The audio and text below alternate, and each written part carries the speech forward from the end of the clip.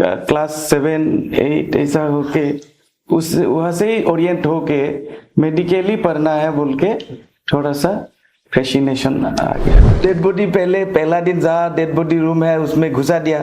Teacher ने बोला now you touch and feel the bodies. Kidney का प्रॉब्लम वो एक बड़ा बात है, डायबिटीज एक बड़ा बात है इधर में, तो हार्ट का डिजीज भी होता है इधर में बहुत।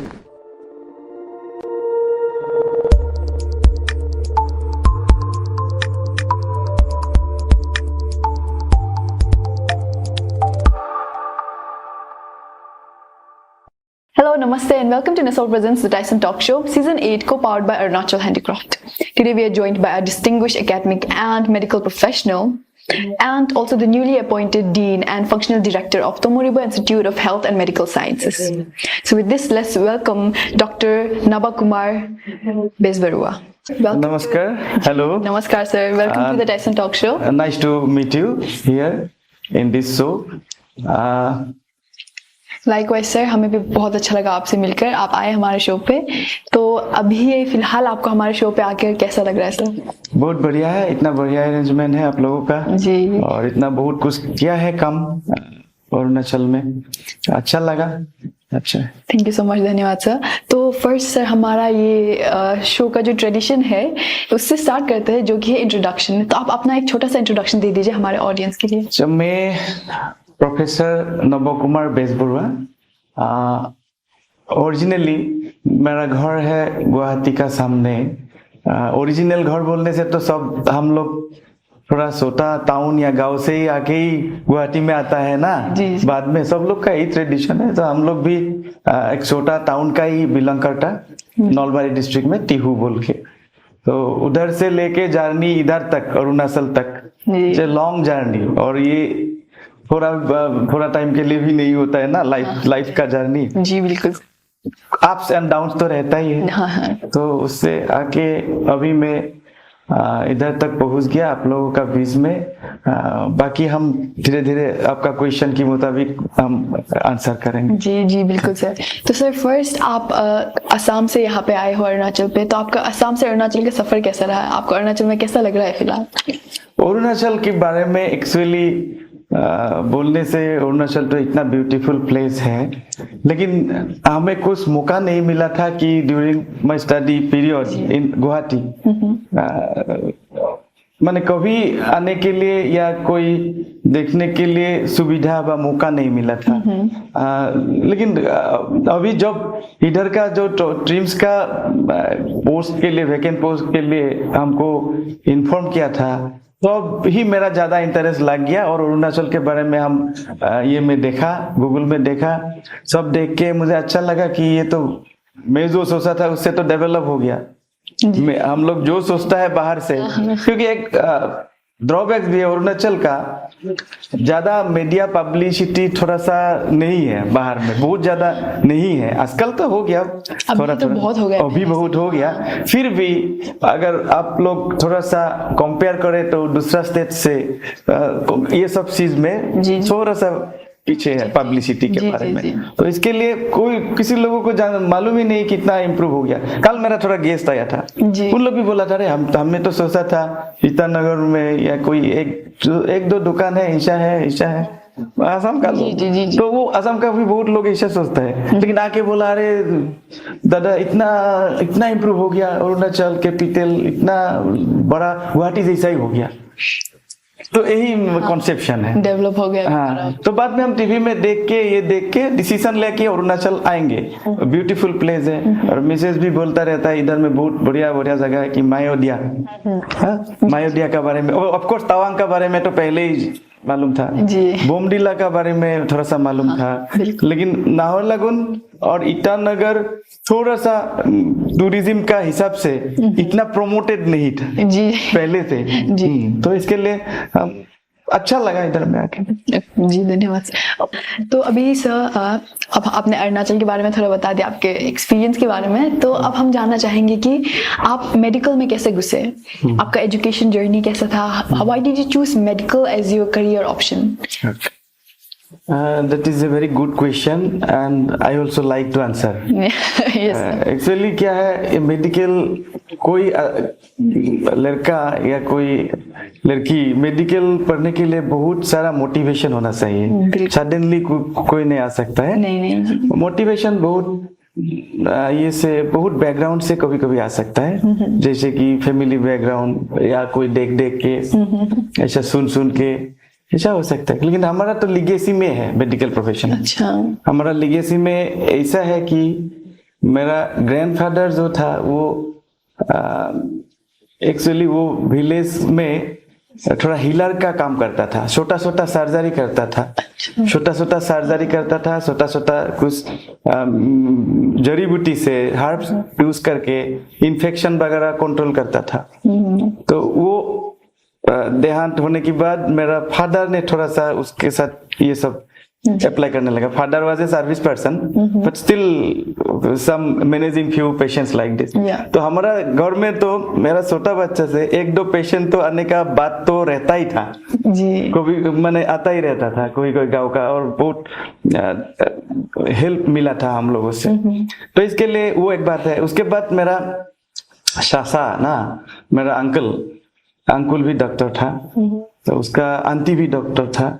तो इसके लिए उन लोगों को भी देख देख के थोड़ा सा मोटिवेशन तो आ गया था. लेकिन मेरा मोटिवेशन इंजीनियरिंग की साइड की भी था, क्योंकि मेरा मामा इंजीनियरिंग साइड का था. तो लेकिन इसमें ज्यादा लग गया, थोड़ा सा इसमें ज्यादा लग गया. तो इसके लिए मैं मेडिकल प्रोफेशन चूज किया और स्कूल लेवल से ही सोचने लगा. एक्चुअली स्कूल लेवल से वो ओरिएंटेड में होके ही क्लास 7, 8 ऐसा होके उस वहां से ही ओरिएंट होके मेडिकली पढ़ना है बोल के थोड़ा सा फैसिनेशन आ गया. तो सर मुझे लगता है कि बचपन से ही हर किसी के दिमाग में होता है डॉक्टर, इंजीनियर, मेनली डॉक्टर. मैं भी छोटा में डॉक्टर बोलती थी, लेकिन बड़ा होते होते वो चेंज होते गए, क्योंकि डिफिकल्ट है, इजी नहीं है डॉक्टर का. तो इट्स वेरी एक्सेप्शनल सर. आपने मेडिकल लाइन चूज किया है, एंड ऑल्सो मेडिकल में आपने एनाटॉमी चूज किया है एज ए सब्जेक्ट. तो आप एनाटॉमी के बारे में हमें थोड़ा बता दीजिए, क्योंकि आई एम श्योर कि बहुत लोगों को पता नहीं है कि एनाटॉमी एक्चुअली होता क्या है. मेडिकल में एनाटॉमी, व्हाट्स एनाटॉमी, तो मेडिकल स्टूडेंट्स के लिए, also for all the public out there, थोड़ा बता दीजिए कि होता क्या है, एंड आपके लिए एनाटॉमी ही क्यों था ऑप्शन. तो MBBS पास करने के बाद एक्चुअली मैं थोड़ा कुछ दिनों के लिए आसाम हेल्थ सर्विस में, गवर्नमेंट हेल्थ सर्विस में नौकरी भी किया था. जी. आसाम हेल्थ सर्विस में as a medical and health officer हम 30 बेडेड हॉस्पिटल, PHC ये में काम करता था. और लकीली मैं जो नेटिव प्लेस है उसमें ही मिल गया था, बाद में एडजस्ट करके ले लिया था. तो उसमें मेरा कुछ थोड़ा छोटा मोटा पब्लिक से थोड़ा सा अच्छा भी लगा, बहुत इंटरेक्शन में बहुत अच्छा लगा. मैं उधर में पेशेंट देखना, इवन घर में जाके पेशेंट देखना, हाँ, रात में जाना, दिन में जाना, कोई रूटीन नहीं था. There is no schedule. कभी एंटरटेन में थिएटर वगैरह बहुत होता है ना सब में. गांव में पूजा होता है, थिएटर होता है, ये बहुत होता है. तो एक बार थिएटर में बैठ रहा, तो उसमें बाद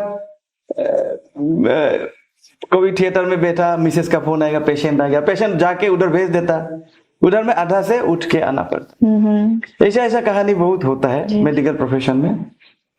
कोई टाइम का ये नहीं है, टाइम नहीं है. और पढ़ने का टाइम में भी ऐसा था, रात में भी कभी छोटा ही नहीं, ऐसा भी होता है. कोई ना जो नहीं, पढ़ने का टाइम हॉस्टल में तो रात भर पढ़ना पड़ता है कभी कभी एग्जाम रहने से. हाँ, फ्री भी ऐसा नहीं मिलता. हाँ, तो ऐसा है. और क्या पूछा था एग्जैक्टली आपने? ये एनाटॉमी के बारे में थोड़ा. एनाटॉमी क्या है? तो उसके बाद हम सर्विस करते करते थोड़ा सा कुछ दिनों में थोड़ा सा पब्लिक के साथ थोड़ा सा कॉन्फ्लिक्ट हुआ था. अच्छा. कॉन्फ्लिक्ट होने के बाद हम सोचा, अरे इतना कोशिश करके, कॉस्ट करके, मेहनत करके, गांव में नौकरी करके, गांव में देख के, इवन स्कूटर लेके रात भी जाता कभी. मेरा स्कूटर था तब. गांव में देख के पेशेंट को देखना, कभी इमरजेंसी बुला रहता रात में 11 बजे, डिलीवरी करता घर में, ऐसा बहुत होता है काम. तो उसके बाद सडनली मेरा ये चेंज हो गया, माइंड चेंज हो गया. जो पोस्ट ग्रेजुएट जो मिलेगा वही करेंगे, वही सब्जेक्ट में चला जाएंगे, लेकिन ये सर्विस कंटिन्यू नहीं करेंगे जी। तो इसके बाद हम डिसाइड किया, सब्जेक्ट मिल गया, 2-3 सब्जेक्ट मिल गया, एनाटॉमी मिल गया, कोई इंटरव्यू में काउंसलिंग में मोटिवेट भी किया, पढ़ लो कोई बात नहीं बाद में काम आएगा। तो उसके बाद हम डिसीजन लेके चला गया आसाम मेडिकल कॉलेज डिब्रूगढ़ 3 साल के लिए। तो एनाटॉमी का डेफिनेटली एनाटॉमी पढ़ने के लिए यूजुअली मेडिकल स्टूडेंट एमबीबीएस पास करने के बाद कोई इतना इंटरेस्ट नहीं दिखाता है, क्योंकि टोटली थोड़ा सा एकेडमिक हो जाता है। लेकिन मैं जो एक्सपीरियंस है मेरा वो इसलिए मैं जोर के वो आने के लिए भी मेरा इतना खराब नहीं लगा, अच्छा है, एकेडमिक साइड में आ गया, एटलीस्ट मेडिकल कॉलेज तो सिटी में ही रहेगा, तो रहने के लिए गाँव और ये में रहना नहीं पड़ेगा, बाकी फैमिली लोगों को भी थोड़ा सा इजी होगा लाइफ। इसके लिए मैं वो चूज कर लिया। लेकिन एनाटॉमी टफेस्ट सब्जेक्ट है, क्योंकि ही लगता है। हाँ, क्योंकि मैं पढ़ने के लिए क्यों मन नहीं था, एनाटॉमी बहुत टफेस्ट सब्जेक्ट है और एमबीबीएस में जो टफनेस मिला जी उसको भूल नहीं पाया। हाँ, क्योंकि एनाटॉमी एक्चुअली सबसे ज्यादा teaching hours national medical commission है ना, तो एमबीबीएस करिकुलम को ठीक करता है, तो उन लोगों का हिसाब से सबसे ज्यादा टीचिंग आवर्स है एनाटॉमी का। उसमें भी एक बहुत बड़ा किताब था ग्रेस एनाटॉमी बोल के, हमारा टाइम में वो हॉस्टल में रैगिंग का टाइम में ग्रेस एनाटॉमी को माथा में ऊपर में लेने के लिए बोला था। तो उसका इतना भारी है, तो वही बात है, तो उनको एनाटॉमी बहुत भारी चीज है, बहुत भारी। ये एक आई डोंट नो सर, आपको ये पता है कि नहीं, एक सीरीज है ग्रेस एनाटॉमी नामक। हाँ, वही ग्रेस हॉलीवुड सीरीज है। हाँ, मूवी एक है सीरीज टाइप का ग्रेस एनाटॉमी। हाँ, उसमें दिखाता है कितना डिफिकल्ट रहता है सब्जेक्ट। तो लगता है कि डिफिकल्ट होगा ये सब्जेक्ट। एक्चुअली क्या करता है वो, आई थिंक पब्लिक को इतना जानकारी नहीं है, मैं बोलता हूँ एनाटॉमी ये होता है कि फर्स्ट ईयर सब्जेक्ट होता है, एमबीबीएस जब कर रहा है फर्स्ट ईयर में एमबीबीएस सब्जेक्ट 3 सब्जेक्ट होता है, एनाटॉमी, फिजियोलॉजी, बायोकेमिस्ट्री। तो एनाटॉमी सब्जेक्ट में क्या होता है, बॉडी को, डेड बॉडी को डिसेक्शन करके हर पार्ट कहाँ क्या है सब कुछ पढ़ना पड़ता है, स्टडी। ऐसे तो आंख से जो दिखाई देगा वो भी एनाटॉमी है, लेकिन और एक एनाटॉमी है जो माइक्रोस्कोप में देखना है, मतलब लिवर का स्ट्रक्चर स्लाइड बना के माइक्रोस्कोप का अंदर in minute details microscopic level में स्टडी कर। सो एनाटॉमी बोलने से सिर्फ वही नहीं है, डेड बॉडी डिसेक्शन, बहुत कुछ है आजकल उसमें बहुत कुछ है, इवन जेनेटिक्स भी है, आजकल बहुत कुछ है पैरामीटर्स। तो सर आपने एनाटॉमी की बात की, आपने कहा कि सिर्फ डायसेक्शन नहीं होता है, लेकिन हमारे दिमाग में तो लाइक फर्स्ट डायसेक्शन ही आता है एनाटॉमी सुनने से। तो क्योंकि डायसेक्शन ही आप लोग का एज ए स्टूडेंट आपका फर्स्ट पढ़ा वही होता है कि डायसेक्शन करना है, तो बहुत सारे लोग बेहोश हो जाते हैं, किसी का प्यूक हो जाता है। तो आपका एक एक्सपीरियंस कैसा था जब आपने फर्स्ट एक्सपीरियंस किया था डायसेक्शन, और अभी के स्टूडेंट्स को आप कैसे हेल्प करते हो टू ओवरकम दैट, अगर उनको उनका फर्स्ट डायसेक्शन एक्सपीरियंस करना पड़े तो क्या कर रहे हो?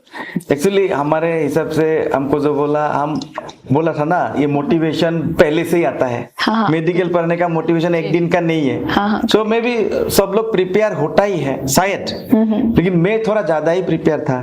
तो मुझे तो डेड बॉडी पहला दिन जहाँ डेड बॉडी रूम है उसमें घुसा दिया, टीचर ने बोला now you touch and feel the bodies, immediately feel करने दिया। तो कोई आगे जाने से पहले हम ही टच किया था इसे, तो दैट मीन्स वो मोटिवेशन का बात है। और ऐसा नहीं है, कोई फेंट होने का हिस्ट्री बहुत कम ही होता है बोलने से, सब लोग मोटिवेटेड है आजकल। एक दो कभी कुछ होता है, नहीं बोलने से भी, होने से भी थोड़ा सा रेस्ट करने से ठीक हो जाता है, और एक दिन में फर्स्ट डे में हो सकता है, बाद में एकदम एडजस्ट हो जाता है। तो क्योंकि सर हमारे लिए तो अभी एक छोटा सा वुंड, एक छोटा सा घाव देखना भी हम लोग देख नहीं सकते, क्योंकि बहुत वो लगता है, लेकिन आप लोग तो वो लाइक डेड बॉडी का एक्सपीरियंस करते हो as a very young student, तो इट्स वेरी हम विश्वास नहीं होता है। तो being a medical student is also very tough. तो फिर सर ये मेडिकल आप अभी एक डीन भी हो, तो आप स्टूडेंट्स को पढ़ाते भी हो, तो इसमें जो है हाउ डू यू ये एनाटॉमिकल थ्योरी जो है, एनाटॉमिकल थ्योरी को रियल लाइफ क्लिनिकल प्रैक्टिस के साथ आप कैसे कनेक्ट करते हो, क्या स्ट्रेटेजीज आप यूज करते हो ताकि स्टूडेंट्स को अच्छे से याद रहे about anatomical theory? Anatomical theory को रियल लाइफ के साथ आप कैसे जोड़ते हैं? Yes, yes, very nice question. Actually, बात यही है कि एनाटॉमी नहीं जानने से सर्जरी कर नहीं पाएगा। सर्जरी करने के लिए, काटने के लिए ठीक ठाक, सपोज पेट का सर्जरी हो रहा है, हार्ट का सर्जरी हो रहा है, जो भी सर्जरी हो वो बैकग्राउंड नॉलेज एनाटॉमी है। एनाटॉमी का नॉलेज नहीं होने से वो सर्जरी कर नहीं पाएगा। ओके। तो जैसे ये वॉलीबॉल खेलता है ना, मालूम है? जी जी। वॉलीबॉल में एक तो हिट करने वाला होता है और एक ऐसे करने वाला, हाँ, तो बनाने वाला जो बना देता है बॉल को, हाँ, तो बनाने वाला हम लोग हैं और जो ये मारने वाला सर्जन है। ओके। तो लेकिन बनाने वाला का भी बहुत जरूरत होता है ना, अच्छा से नहीं बनाया तो कैसे मारेगा? करेक्ट जी सर। तो बात यही है। तो एनाटॉमी भी ऐसा है, एनाटॉमी सर्जरी का ये गुरु है। एनाटॉमी पूरा स्ट्रक्चर जानने के बाद ही सर्जरी कर पाएगा। और रिलेट करता है ये आजकल, ये क्लिनिकल एनाटॉमी बोलता है आजकल क्लिनिकल एनाटॉमी बोलता है, क्योंकि सपोज किसी का जेनेटिक डिफेक्ट्स है, सपोज एक बच्चा जन्म लिया, जेनेटिक डिफेक्ट्स है, उसको स्टडी करने के लिए भी एनाटॉमी का सेक्शन है आजकल। जेनेटिक स्टडी कर सकता है। जेनेटिक स्टडी करने के बाद उसका क्या, कौन सा जेनेटिक डिसऑर्डर्स है वो आइडेंटिफाई करके ट्रीटमेंट कर सकता है।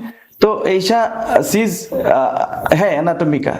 तो एनाटॉमी डिसेक्शन में मैं पहले ही बोला था, सिर्फ डिसेक्शन में ही नहीं, और एक बात है आप लोगों का बहुत इंपॉर्टेंट चीज है, जो आईवीएफ करता है ना, इन विट्रो फर्टिलाइजेशन एनाटॉमिस्ट ही करता है।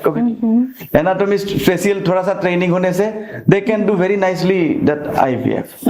तो इन विट्रो फर्टिलाइजेशन जो जिसका बच्चा नहीं है, बच्चा जन्म देने वाला, जो टेस्ट ट्यूब बेबी का जो कारबार है ना, वो भी एनाटॉमिस्ट बहुत अच्छा से संभाल सकता है, थोड़ा सा स्लाइट ट्रेनिंग लेने से। तो बहुत रास्ता है एनाटॉमी का भी, वही है। Okay sir.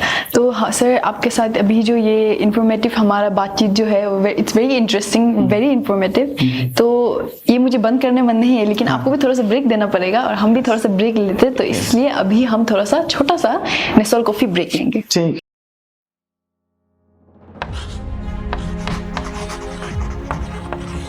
Dreams don't wait, and at Nesol, neither do we.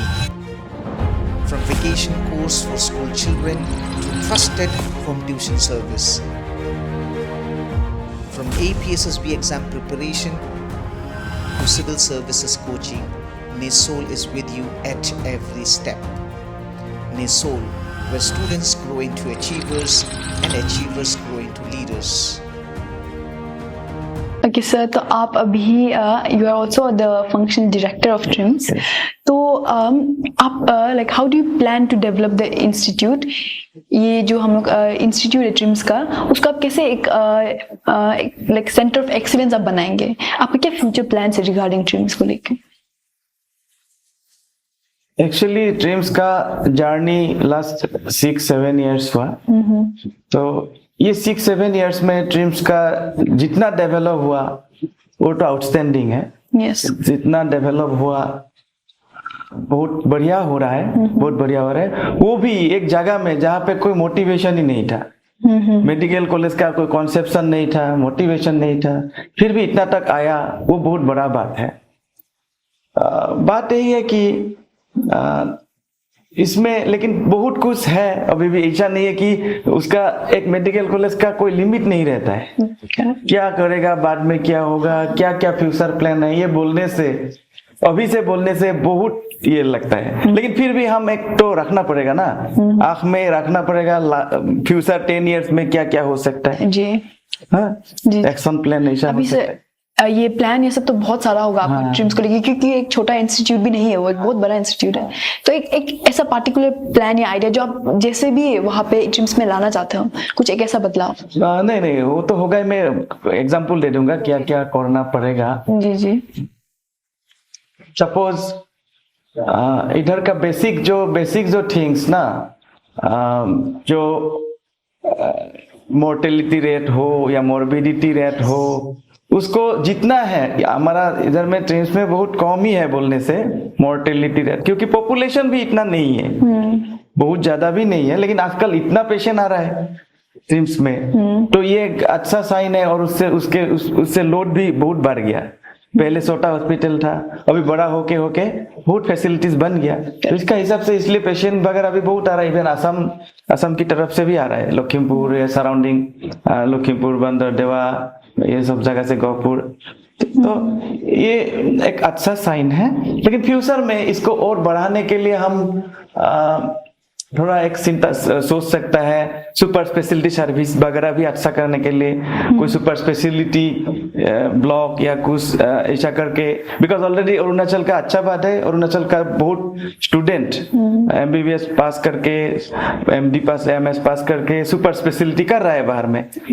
तो उन लोग आने से दिस आर एसेट्स हो जाएगा उस अरुणाचल के लिए। तो उन लोग आने से, सब लोग आने से एक बहुत बड़ा हॉस्पिटल चला सकता है इधर में, जो सुपर स्पेशलिटी हॉस्पिटल बोल के। तो वो भी एक फ्यूचर का हिसाब से ये है। Sophisticated instrument, high and equipments हम कुछ जगह में खरीद रहा है, थोड़ा कॉस्टली इक्विपमेंट्स जो कि पहले खरीदा नहीं था। अभी हम ये डिसाइड करेंगे, क्योंकि वो अपग्रेडेड होते रहेगा। पेशेंट ज्यादा लोड है तो हमारा वर्कलोड भी ज्यादा होगा, तो उसको कमाने के लिए भी हम चिंता करेंगे।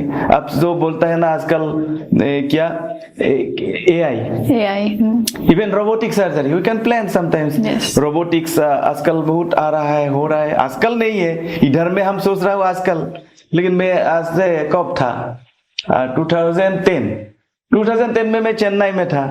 तो 2010 में ही चेन्नई में रोबोटिक सर्जरी हुआ था, चेट्टीनाथ मेडिकल कॉलेज में हुआ था जी। तो ये सब चीज इन फ्यूचर ये में हम ऐड कर सकता है रोबोटिक सर्जरी, क्योंकि मोर प्रिसीशन होता है, आदमी से भी ज्यादा अच्छा होता है आजकल। हाँ, प्रिसीशन ज्यादा होता है।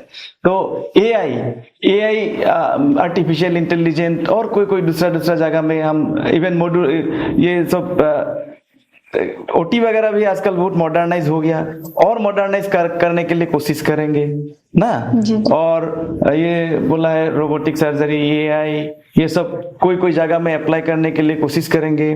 जो MRI ये है, अभी MRI का मशीन सपोज एक ही चल रहा है, बहुत कॉस्टली मशीन होता है MRI जो होता है ना ब्रेन में जी। तो वो सब एक ही है अभी, और बढ़ाना पड़ेगा। पेशेंट जब बढ़ेगा और बढ़ाना पड़ रहा है। तो कैंसर का, इधर में सबसे ज्यादा कैंसर पेशेंट है। कैंसर के लिए हम कुछ करना पड़ेगा, इंफ्रास्ट्रक्चर डेवलप करना पड़ेगा, कैंपस ठीक ठाक बनाना पड़ेगा। अभी तो कैंपस थोड़ा डिसोरिएंटेड है, क्योंकि ये एक बात है, वो प्लेन का लैंड नहीं था।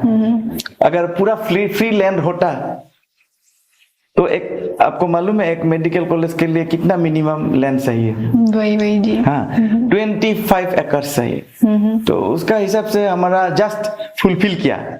लेकिन ऐसा नहीं कि वो इतना ही होना चाहिए, 50 एकर्स में भी हमको नहीं जुड़ेगा। हाँ। अगर करना चाहता है तो अच्छा से कुछ तो इसके लिए वो, लेकिन बीच में पड़ गया, एकदम सिटी का अंदर में, टाउन का अंदर में पड़ गया, तो इसके लिए बहुत ज्यादा एक्सटेंशन का हमारा थोड़ा सा स्कोप कम हो गया जी। जो बना रहा ऊपर में ही जाएगा जी। ऊपर में जाएगा, 7 स्टोरी हो जाएगा, 10 स्टोरी हो सकता है, लेकिन एक्सपांडेशन थोड़ा सा लिमिटेड हो गया। उसके लिए हम सोच रहा हो, लेकिन फिर भी सैटेलाइट कुछ एरिया हम लोकेट करेंगे। सैटेलाइट एरियाज में कुछ फैकल्टी क्वार्टर, कुछ काम ऐसा पर्टिकुलरली। अभी तो देखिए, बोलने से डॉक्टर लोग एक असुविधा भी है। ये डॉक्टर लोग इतना रात भर ड्यूटी करता है, कोई नर्स लोग इतना रात भर ड्यूटी करता है, बाकी स्टाफ रात भर ड्यूटी करता है। सबके लिए कैंपस में एक्चुअली होना चाहिए रहने के लिए सुविधा। तो हम किसी प्रकार टू सम एक्सटेंट हम दे रहा है, लेकिन तो फुल दे नहीं पा रहा। तो वो भी कोशिश करना पड़ेगा इन फ्यूचर, रहने का बंदोबस्त। तो सिस्टर लोगों का इतना तकलीफ, लेडीज है हाँ। इतना बाहर से बहुत दूर से आएगा, क्वार्टर होना चाहिए थोड़ा सा जी। तो ये सब चीज हम थोड़ा सा ध्यान देंगे जी। और ये होना भी पड़ेगा, क्योंकि जितना ही फुल फ्लेजेड मेडिकल कॉलेज है वो बन जाता है ये सब चीज। हाँ, और ये सब चीज डन। और क्या बोला था, हाँ, यही सब चीज ही देखना पड़ेगा। और जो कि हम 3 चीजों से ध्यान देते हैं। एक बात है service, human service, patient service, education हम देखता है। अभी मैं दिन का काम भी कर रहा हूँ, तो मेरा ऊपर में बहुत भारी चीज मैंने दे दिया, क्योंकि दिन का भी मैं काम कर रहा हूँ, तो एकेडमिक साइड का भी एक्सीलेंस चाहिए। तो एकेडमिक साइड में भी lot of scope to improve. अभी से बहुत ज्यादा इंप्रूव करना, फोकस होना पड़ेगा। स्टूडेंट्स को अच्छा लाइन से मेंटरिंग करना पड़ेगा, अच्छा दिशा दिखाना पड़ेगा। हाँ, और उसको थोड़ा सा क्या बोलता है, थोड़ा सा टाइट भी करना पड़ेगा। ऐसा भी नहीं बहुत लूज के चलेगा, क्योंकि बाकी इंस्टीट्यूट से नहीं तो आप पीछे जाएगा। वही बात है, वो भी ध्यान दे के स्टूडेंट्स को भी सही डायरेक्शन में मोल्डिंग करना पड़ता है, मोल्डिंग करना पड़ता है। वो थोड़ा सा कुछ कमी लगा था। धीरे धीरे एकेडमिक एनवायरनमेंट और अच्छा करने के लिए हम कोशिश करेंगे जी। ऐसा कहते हैं कि अगर डॉक्टर बुरा हो तो एक पेशेंट को या फिर 3-4 लोगों को प्रॉब्लम होगा। अगर एक इंजीनियर बुरा हो तो घर 1-2 खराब होगा, लेकिन अगर एक टीचर बुरा हो तो फ्यूचर का इतना जनरेशन आपका बर्बाद हो जाएगा। तो आप दोनों का काम कर रहे हो अभी। आप एक डॉक्टर का भी काम कर रहे हो और आप टीचर का भी काम कर रहे हो। तो it's a very important and like important work that you are doing. अभी टीचर का काम करते करते हम अभी देखो, हम क्या अभी पूरा सारा इंडिया में काम किया एज ए प्रोफेसर। तो हम पहला जर्नी शुरू हुआ था इधर में, अगरतला गवर्नमेंट मेडिकल कॉलेज। हाँ, लास्ट इधर में आ रहा है Agartala government medical college, then Vinayaka mission medical college Karaikal Pondicherry, Tagore medical college Chennai, Venkateswara medical college Pondicherry, integral university Lucknow. ये सब मेरा ये में जर्नी में आ गया था ये करके। तो एक दिन में मैं नहीं आया इधर, दिन भी एक दिन में नहीं हुआ। तो दिन के लिए बहुत प्रोफेसर बहुत साल करना पड़ता है। नेशनल मेडिकल कमीशन का गाइडलाइंस होता है, दिन के लिए बहुत गाइडलाइंस फॉलो करना पड़ता है। वो सब फुलफिल करके मैं आया जी। तो सर मैं आपको ये एक चीज पूछने वाली थी, बट आपने थोड़ा आगे बता दिया, बट फिर भी एक डिटेल में जानना चाहूंगी। आपने जैसे बताया कि अरुणाचल पे अभी कैंसर का ज्यादा केस है, तो मैं वही पूछने वाली थी, अरुणाचल का हेल्थ प्रोफाइल जो है, हेल्थ उसको देख के आपको क्या लगता है कि कौन सा एक स्पेशलाइज्ड सर्विस सबसे ज्यादा जरूरी है, मतलब उसको ध्यान में रखना पड़ेगा पहले?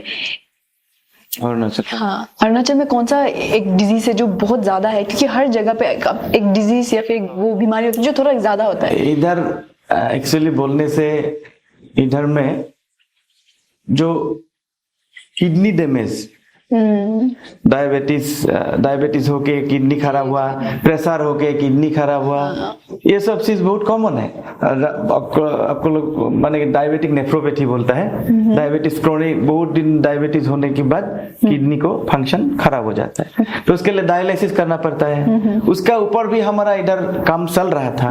वो है, मैं बोला नहीं था, वो बोल रहा हूँ अभी, वो renal transplant unit, kidney transplant unit और renal sciences, institute of renal sciences, उसका भी हमारा सही लाइन से ही जा रहा था। सही लाइन से सर, प्रीवियस डायरेक्टर सर और बहुत एक टीम अच्छा से ट्रेनिंग करके, even post graduate institute Chandigarh, Gangaram hospital, ये सब में जाके थोड़ा सा ट्रेनिंग करके फोकस्ड होके हम करने वाला ही था। ये कुछ चीजों की थोड़ा सा प्रॉब्लम होने की वजह से धीरे धीरे हम कर रहा हूँ, क्योंकि बहुत आदमी इससे फायदा होगा। अगर रेनल ट्रांसप्लांट भी करेगा तो बहुत आदमी फायदा होगा, क्योंकि अभी डायलिसिस यूनिट में देखिए, आप जाके हॉस्पिटल में कभी जाए तो आपको, मैं हैरान हो गया, इतना सारा पेशेंट है, पूरा डायलिसिस करने लगा, सब किडनी फेलियर। इधर से पता नहीं चलता है, लेकिन हॉस्पिटल में जाने से पता चलता है क्या क्या चल रहा है। जी। तो किडनी का प्रॉब्लम वो एक बड़ा बात है, डायबिटीज एक बड़ा बात है इधर में। तो हार्ट का डिजीज भी होता है इधर में बहुत।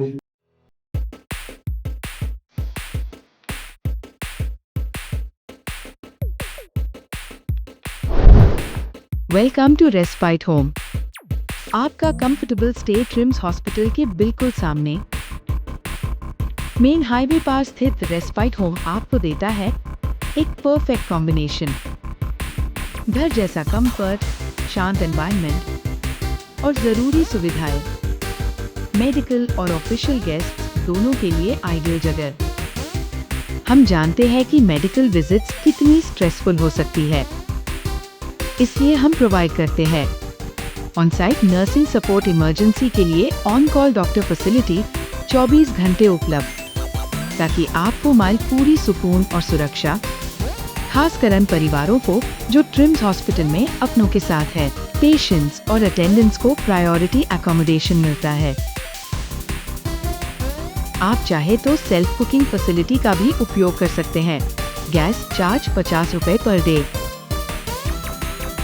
स्टूडेंट्स भी यहाँ रुक सकते हैं, चाहे वो स्टडी कर रहे हो या कॉम्पिटिटिव एग्जाम्स की प्रिपरेशन।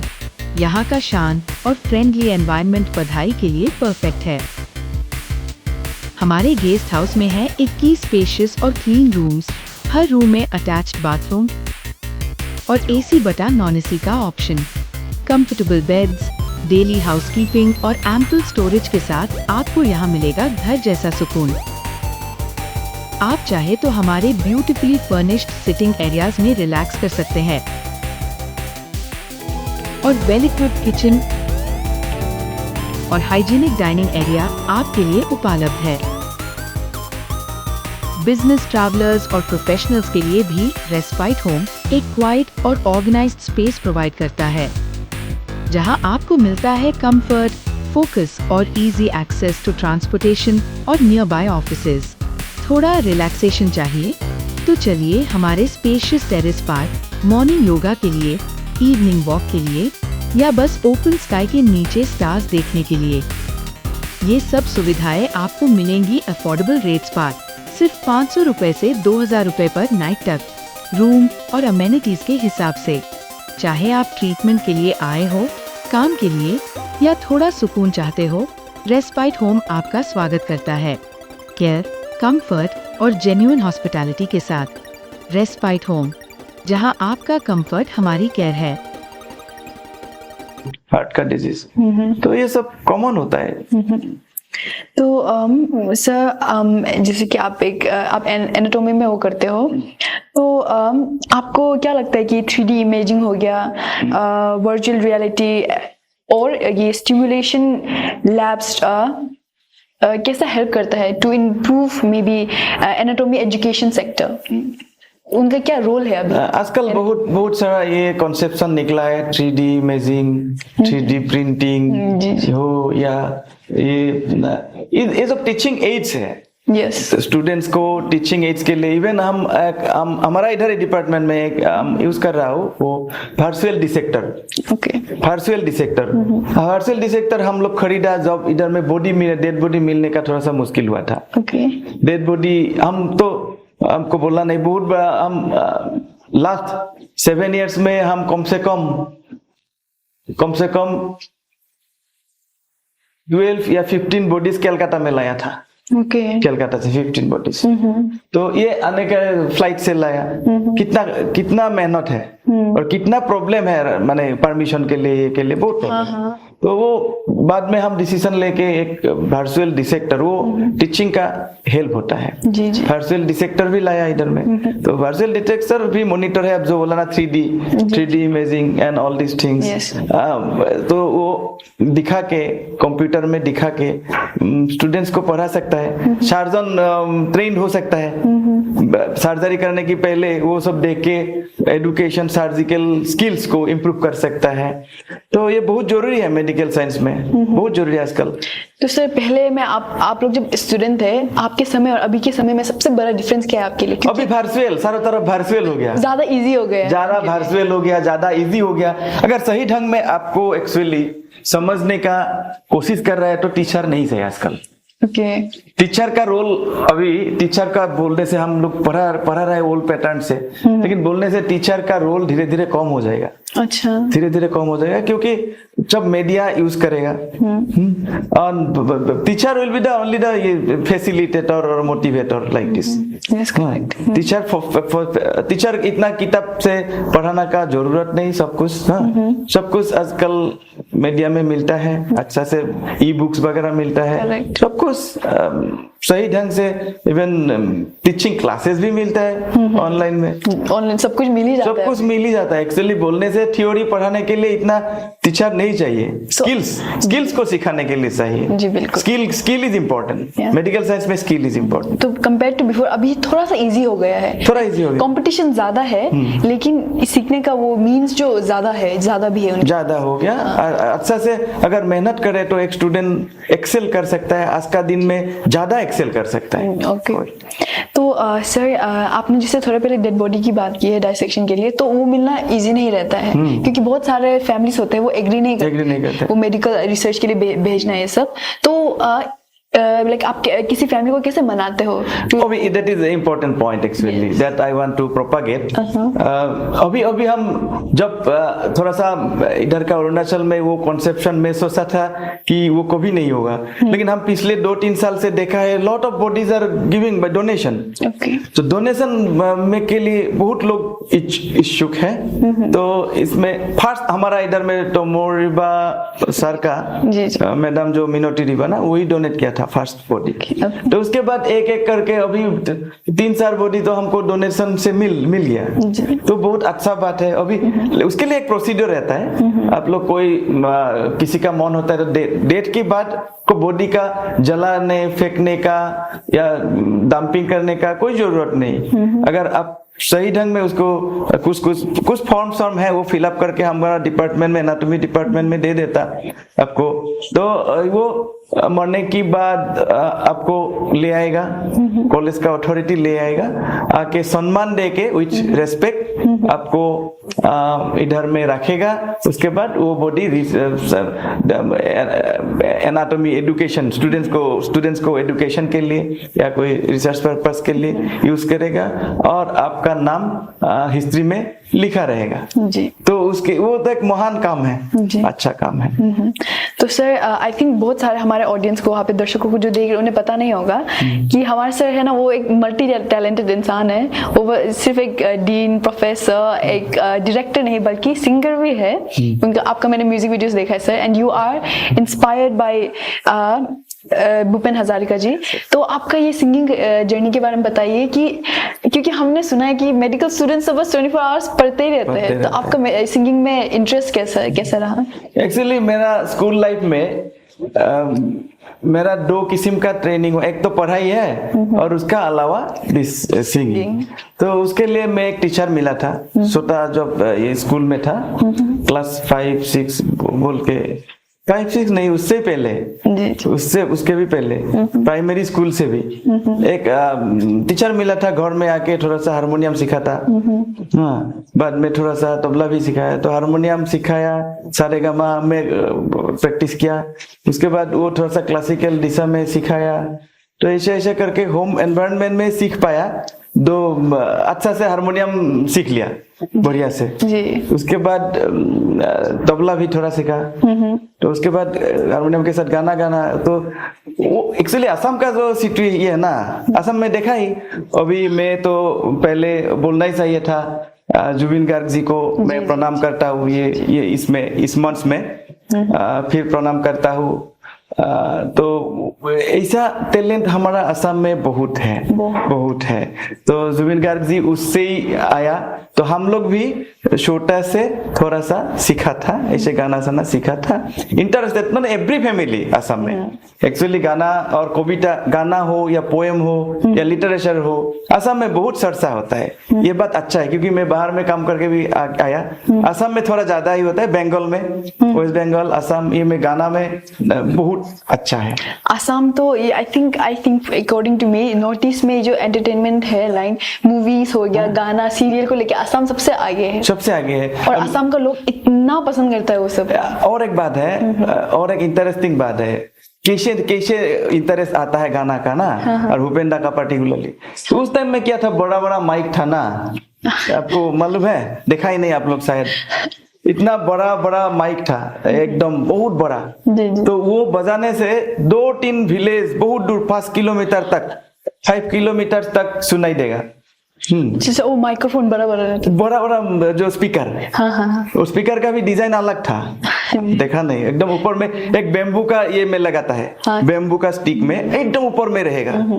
तो वो जब बजाएगा शादी में हो या घर का कोई फंक्शन में हो, वो बजाते रहता है। और वो बजाने का टाइम में जेन्युइन जो गांव में अच्छा लगता है ना, जिसको अच्छा सिंगर पता है उसको ही बजाता है। भूपेंद्र का उस टाइम में बहुत गाना बजाता था, ये से भूपेंद्र। अभी पापन को मालूम है जी, उनको तो कौन मालूम नहीं होंगे तो सर। पापन का फादर खगेन महंतो का गाना, जी। भूपेंद्र का गाना, ये सब बहुत बजाता था। और हमारा आगे का जेनरेशन, फादर का जेनरेशन, अंकल का जेनरेशन, वो भी भूपेंद्र का गाना ये करता था, माने कि लाइक करता था, फैंस था। तो इसके लिए हम भी ऐसे ही हो गया, भूपेंद्र का गाना सुनते सुनते। और बाद में देखा तो अरे उसका गाना तो एक क्या होता है, मोटिवेशन। हाँ गाना तो उसका गाना नहीं ना, गाना ही एक लेक्चर जैसा है। जी। भूपेंद्र का गाना आजकल ऐसा गाना नहीं है। तो अभी जुबिंदा भी बहुत शुरू किया था दे इसे। भूपेंद्र का ये में थोड़ा सा सोसाइटी को रिफॉर्म करने का या कोई ऐसा वाला थीम लेके बहुत अच्छा गाना भी है। जुबिन जी तो जब मैं आसाम पे गई थी, उनका अलग ही एक फैन बेस था वहाँ। डेफिनेटली वो इतना आगे था। अभी देखो इसी फिल्म इंडस्ट्री का, जी, फिल्म इंडस्ट्री का आसाम में कुछ नहीं था, बहुत दिनों के बाद ये अच्छा होके आया था। तो अभी बहुत अच्छा हो गया था। क्योंकि कभी-कभी हम लोग सुनते हैं कि जब किसी सिंगर के बारे में बात करते हैं, वो बोलते हैं कि वो अच्छा गाता है, लेकिन जुबिन जी जो है उनके बारे में हम सुनते थे कि वो गाना अच्छा गाते हैं, लोगों की मदद भी करते हैं, हमारा आसाम का प्राइड है, ये सब सुनने को आता था। लाइक उनके बारे में सिर्फ एक ही सिंगर अच्छा है सिर्फ यही नहीं सुनने को मिलता था, बहुत सारे अच्छी चीजें मिलते थे सुनने को। और एक बात है, मैं बोलूं, जब स्कूल लेवल में था, गांव में बहुत फंक्शन होता था, इधर उधर स्कूल का कोई फंक्शन, ये फंक्शन, उसमें हारमोनियम और तबला साइकिल में ले जाके, जी हाँ, कोई लोग साइकिल में बोला है आप लोग आते रहिए, हम साइकिल में ले जाएंगे। हाँ तो साइकिल में ले जाता है, हारमोनियम बजा के कभी कभी गाना गाया। उस टाइम आंसू का बहुत बड़ा एजिटेशन हुआ था।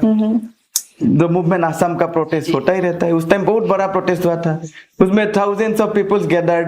उसका बीच में हम भूपेंद्र का गाना ये गाया था माइक्रोफोन में। और मेरा आंटी वगैरह ना, घर में जो एनवायरनमेंट है ना, वो सिंगिंग के लिए बहुत अच्छा पॉजिटिव एनवायरनमेंट था। जी। सब लोग आके इवनिंग में, एवरी इवनिंग प्रैक्टिस होता था गाना। जी। तो इससे मोटिवेशन, फैसिनेशन आपका लाइफ का ज्यादा इंस्पिरेशन आपको फैमिली से ही मिला है, लाइक फैमिली हो गया, सिंगिंग हो गया, थोड़ा सा। ये फैमिली का बैकग्राउंड से आता है, बहुत आता है। फैमिली का बैकग्राउंड से थोड़ा सा अच्छा था, फैमिली का बैकग्राउंड। तो सर हमारा ये टॉक शो है, उसका एक ट्रेडिशन है, अगर कोई सिंगर यहाँ पे आए तो बिना गाए तो नहीं जाने देता। अच्छा। तो हमारे सर का भी एक रिक्वेस्ट था कि आप हमारे लिए छोटा सा गाना गा दीजिए हमारे शो के लिए, क्योंकि लोगों को देखने नहीं मिलेगा, तो यहाँ पे देखने मिलेगा, तो आप एक छोटा सा गाना। तो गाना गाने से मैं कौन सा लैंग्वेज में, एक मिनट बोलता हूँ। मैं रिसेंटली क्या हमारा इधर का ये भूपेंद्र का एक बहुत फेमस गाना का मैं गालो कन्वर्सन भी किया। अच्छा, तो वो गा के सुना दीजिए सर। वही करेंगे थोड़ा सा लाइन, क्योंकि वो ये थोड़ा वीडियोग्राफी कर रहा है। जी। तो भूपेंद्र का एक बहुत फेमस सॉन्ग, उसको हम ट्राई किया। इसमें आप लोगों का एक फेमस लिरिसिस्ट रकम बाडोजी जी पासीघाट का ना, जी वो बहुत हेल्प किया। देन प्रोनाउंसिएशन लेकिन बहुत प्रॉब्लम है रे, बाप रे, pronunciation is very difficult too. So वो म्यूजिक बनाने के बाद हम 6 महीना जैसा ज्यादा प्रैक्टिस किया, थोड़ा सा प्रोनाउंसिएशन, क्योंकि एसमिस और ये हम लोग का अरुणाचल का प्रोनाउंसिएशन बहुत अलग है। हाँ, बहुत डिफरेंस है। उसमें भी एक दो इधर का गालो सिंगर मुझे थोड़ा सा हेल्प किया था, थोड़ा सा, नहीं तो ये कर नहीं पाता, थोड़ा सा हेल्प किया। इवन स्टूडियो में जाके भी रिकॉर्डिंग में हेल्प करा दिया। तो वो 1-2 लाइन गा सकता हूँ जी। गलत मत पकड़िए, क्योंकि वर्डिंग्स, प्रोनाउंसिएशन नहीं सर, वो तो आप दिल से जो बोलेंगे वो ज्यादा मैटर करता है, प्रोनाउंसिएशन तो हो जाता है इधर उधर। बिस्तार ये पर বিস্তীৰ্ণ পাৰৰে অসংখ্য জনৰে হাহাকাৰ শুনিও নিশব্দে নীৰৱে বুঢ়া লুইত তুমি বুঢ়া লুইত बोआ क्यों। ये आसामीज वर्जन है, आसामीज वर्जन है, हिंदी वर्जन भी है, सब कुछ है। ये गाना नेशनल सॉन्ग जैसा हो गया था जी। इसको मैं थोड़ा सा गा लूं। मैं बिल्कुल जी। Tagdamir maga nimanitirug kunam jarnamam taparulachin aneum gonunu yolaga juruba biduna तागदम मग निम नितिरुग कुनम जर नामम तापारुलचिन अनेयुम गोनुनु योलगा जुरुब बिदुनु Bimur memur nam kapalacin ni niem din si himalacin anyuma beyo bebi mumduna. बहुत अच्छा है सर, मेरे से इसका आधा भी नहीं होगा। बहुत अच्छा गाया है सर। आई थिंक हम लोग का ऑडियंस को बहुत पसंद आएगा। पता नहीं वो लाइन ठीक आया कि नहीं, उनको बहुत अच्छा लगेगा।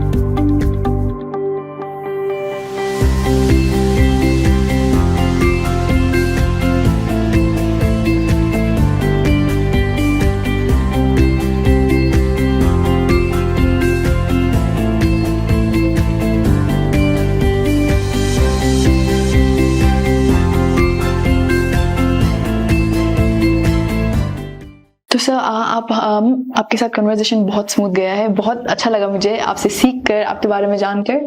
तो लास्टली आप हमारे ऑडियंस को कुछ कहना चाहे, कुछ बोलना चाहे तो आप बोल सकते। हम थोड़ा सा इधर में अरुणाचल में 7-8 साल हो गया और कितना साल रहेंगे, अगर आप लोगों का आशीर्वाद से ये इधर तक आ गया तो आसाम और अरुणाचल मेरे लिए एक ही जैसा है। ऐसा कुछ नहीं है कि मेरा कोई फीलिंग्स है आसाम के लिए, दूसरा फीलिंग्स है इधर के लिए, दूसरा फीलिंग्स है। मैं बहुत बढ़िया से एडजस्ट हो गया इधर में। कभी कभी फैमिली बोलता है अरे हम तो चेन्नई से आया, हम तो पौंडीचेरी से, इधर बड़ा बड़ा सिटी से आया जी, हम और जाएंगे कोई दूसरा जगह में। कभी कभी बोलता है दुबई में जाएंगे, यूएई में जॉब ढूंढो। हाँ। लेकिन मैं बहुत एडजस्ट हो गया इधर में। तो आप लोग बहुत अच्छा है, प्यारा है, असम जैसा ही है। तो थोड़ा डिसिप्लिन में और डिसिप्लिन मेंटेन करिए। डिसिप्लिन बहुत इंपॉर्टेंट बात होता है सब जगह में। प्रोटोकॉल्स मेंटेन करिए, शॉर्टकट छोड़िए। शॉर्टकट मतलब कभी बोलेगा कि सडनली मिनिस्टर होना चाहता है, सडनली ये होना, बहुत रिच आदमी होना चाहता है, सडनली कुछ बन सकता है, दिन बन सकता है, सडनली कुछ डायरेक्टर, जो भी है। तो थोड़ा सा शॉर्टकट नहीं होता है जी। तो you have to respect the time.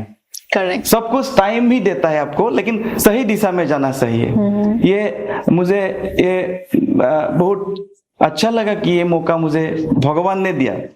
God ji, I believe in God. कुछ लोग बोला था कामाख्या में भी ये करो, थोड़ा सा कामाख्या हेल्प करता है। तो जो भी है गॉड एंड गॉडेज, उसको ध्यान करके आप सही दिशा में जाना चाहिए। जो करना है वो करिए। अभी जुबिन जी को देखा है क्या? जुबिन जी गाना गा के इतना फेमस हो गया, तो गाना गा के वो नहीं बोलेगा कि आप सब लोग ही गाना गाओ। तो आपका जो है ना, आपका जो दिल में जो होता है, आप ढूंढ लीजिए, खुद आपको ढूंढ लीजिए आप क्या बन सकता है। अगर वो उसमें आपको थोड़ा फेथ है कि हम ये कर पाएंगे तो आगे जाइए। ऐसा नहीं है वो ऐसा कर रहा है मैं भी करूं, वो ऐसा कर रहा है मैं भी करूं। आपका लाइन में, सब लाइन में एक्सेल करो। जुबिंदा हो या भूपेंद्र हो, ये सब सिखा के गया सोसाइटी को कि मिस इंटरप्रेट मत करिए। कोई लोग मिस इंटरप्रेट करता है एक्चुअली। तो मैं एक लाइन से आपको इंटरप्रेट करने के लिए बोलता हूँ कि वो they are the symbol of hard work. So every successful person's behind में हार्ड वर्क तो होता ही है। हार्ड वर्क नहीं होने से, hard work, discipline no shortcut, Yes. Follow the rules regulations. उससे आप लोग जो बनना चाहता है बनिए, वही बात है। सडनली मत कोशिश करिए कि ये बनेंगे ये बनेंगे। जी, तो sir thank you so much आप हमारे शो पे आए। आई एम ग्लैड कि आप आए, मुझे बहुत सीखने को मिला, आपकी लाइफ के बारे में जानने को भी मिला। तो I was really glad and honoured that I could interview you. So once again thank you so much sir. I liked your questions and way of presentation जी। and nice एंकरिंग और ये management of the programme. Thank you so बहुत much, अच्छा programme management कर रहा है, बहुत अच्छा लगा। और क्वेश्चन वगैरह बहुत सही दिशा में ले गया, तो इसके लिए मुझे भी अच्छा लगा आंसर करने में। I am proud of you and all people of Arunachal. नमस्ते जी, thank you so much. So with this, the episode of today ends here, and I'll see you again next Saturday 8 a.m.